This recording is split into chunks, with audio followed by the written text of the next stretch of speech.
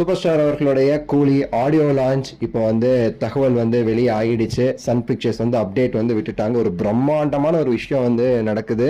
அதான் இந்த வீடியோவில் பேச போகிறோம். லைக் பண்ணி, ஷேர் பண்ணி, சப்ஸ்கிரைப் பண்ணி சேனலுக்கு வந்து சப்போர்ட் பண்ணுங்க.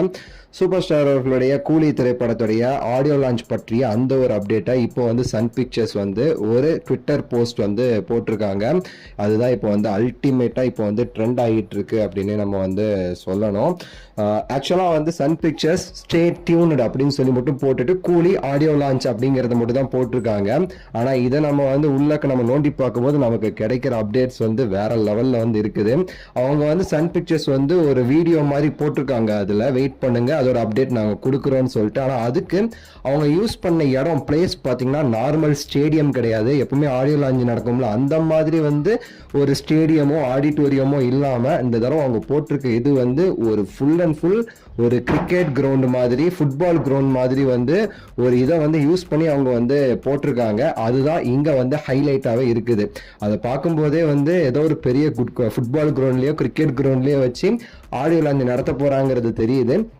இன்னொரு விஷயம், ஆரம்பத்திலேருந்தே வந்த தகவல் ஆடியோ லான்ச் வந்து இந்தியாவில் நடக்க போகிறது கிடையாது.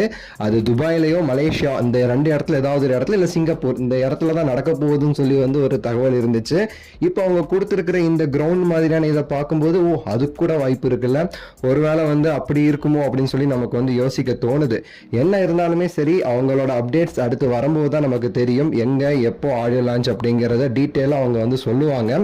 ஆனால் இப்போ வரைக்கும் பார்த்தீங்கன்னா இப்போ வந்துருக்க நியூஸ் படி பார்க்கும்போது ஒரு பெரிய சம்பவம் பண்றாங்க. ஒரு ஸ்டேடியம் மாதிரி இடம்னா எத்தனை பேர் அந்த இடத்துல உட்காரலாம், எல்லா ஃபேன்ஸுமே வருவாங்கன்னு நினைக்கிறேன். எனக்கு தெரிஞ்சு இந்த காலா வந்து ஓப்பன் ஆடியோ லான்ச் வச்சிருந்தாங்க, உங்களுக்கு தெரியும், ஓப்பன் கிரவுண்ட்ல யார் வேணா வரலான்னு சொல்லிட்டு.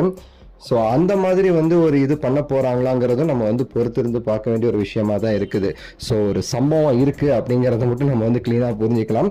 உங்க கருத்தை சொல்லுங்க, லைக் பண்ணுங்க, ஷேர் பண்ணுங்க, சப்ஸ்கிரைப் பண்ணுங்க. அடுத்த வீடியோவில் சந்திக்கின்றேன். நன்றி, வணக்கம், மகிழ்ச்சி.